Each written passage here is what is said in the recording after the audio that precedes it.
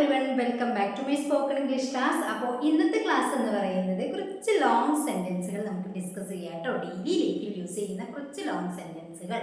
അതായത് വീഡിയോ മുഴുവനായിട്ട് കാണുന്ന വീഡിയോ കണ്ടിട്ട് അവസാനം നിങ്ങൾക്കൊരു ക്വസ്റ്റ്യൻ ഉണ്ടായിരിക്കും.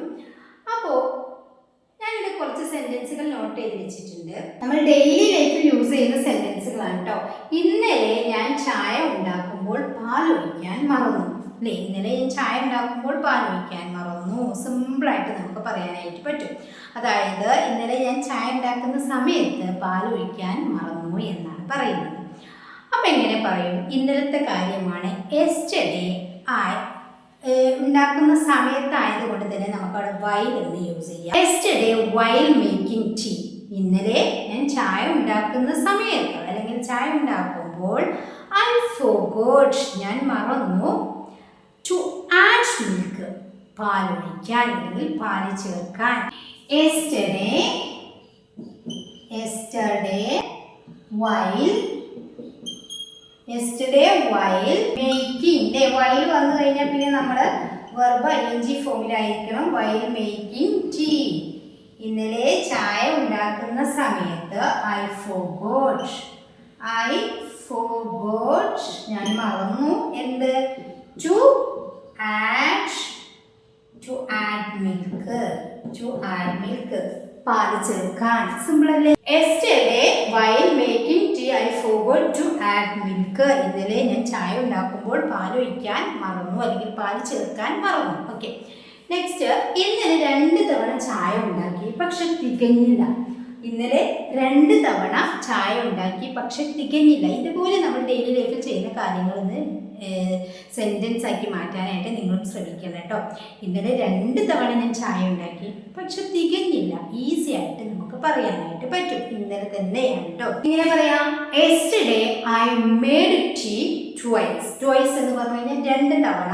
Yesterday I made tea twice. 2 തവണ ഇന്നലെ ഞാൻ ചായ ഉണ്ടാക്കി. But I wasn't enough. Enough എന്ന് പറഞ്ഞു കഴിഞ്ഞാൽ മതിയാവുക, തികയുക എന്നൊക്കെയാണ്. അപ്പം I wasn't enough എന്ന് പറഞ്ഞത് പാസ്റ്റിലുള്ളൊരു കാര്യമായതുകൊണ്ടാണ്, നെഗറ്റീവാണ്. അതുകൊണ്ട് I wasn't enough, പക്ഷെ തികഞ്ഞില്ല. അപ്പം എങ്ങനെ പറയാം? Yesterday I made tea twice. അല്ലേ, 2 തവണ ഇന്നലെ ഞാൻ ചായ ഉണ്ടാക്കി. But പക്ഷേ it wasn't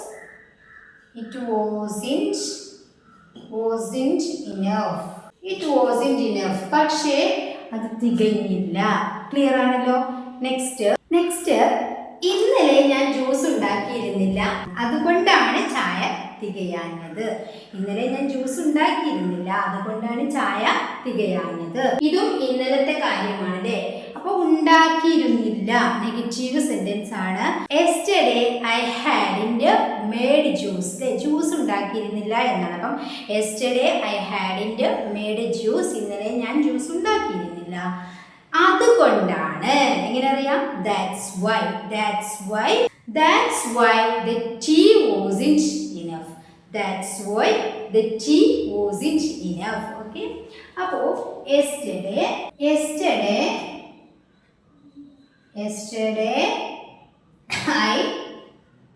I hadn't past ആയതുകൊണ്ട് നമ്മൾ hadn't made ജ്യൂസ്. ഇന്നലെ ഞാൻ ചായ ഉണ്ടാക്കിയിരുന്നില്ല. അപ്പം I hadn't made juice. That's why, അതുകൊണ്ടാണ് അല്ലേ. That's why നമ്മൾ പഠിച്ചിട്ടുണ്ട്. That's why, അതുകൊണ്ടാണ് the tea wasn't enough. ചായ അല്ലേ തികയാഞ്ഞത്. അപ്പൊ the tea wasn't enough. Yesterday I hadn't made juice. That's why the tea wasn't enough. Okay, next, ആരും ചായ കുടിക്കാറില്ല പക്ഷെ ഇന്നലെ എല്ലാവരും ചായ കുടിച്ചു. ആരും ചായ കുടിക്കാറില്ല പക്ഷെ ഇന്നലെ എല്ലാവരും ചായ കുടിച്ചു എന്നെങ്ങനെ പറയാം? ആരും ചായ കുടിക്കാറില്ല. ഈ ആരും എന്ന് പറയാൻ വേണ്ടിയിട്ട് no one എന്നാണ് അല്ലേ. No one usually പതിവായിട്ട് ആരും ചായ കുടിക്കാറില്ല. No one. നോ വൺ എന്ന് പറഞ്ഞു കഴിഞ്ഞാൽ ആരും. ഈ നോ വൺ എന്ന് പറയുന്നത് ഒരു സിംഗുലർ സബ്ജക്റ്റായി കണക്കാക്കണം കേട്ടോ. അതുകൊണ്ടാണ് അവിടെ നമ്മൾ ഡ്രിങ്ക്സ് എന്ന് വന്നിട്ടുള്ളത്. ഒരുപാട് പേർക്ക് കൺഫ്യൂഷൻ ഉള്ളൊരു ടോപ്പിക്കാണ്. അതായത് നോ വൺ, എവറി വൺ, ഇതൊക്കെ സിംഗുലർ സബ്ജക്റ്റ് ആയിട്ടാണ് നമ്മൾ കണക്കാക്കേണ്ടത്.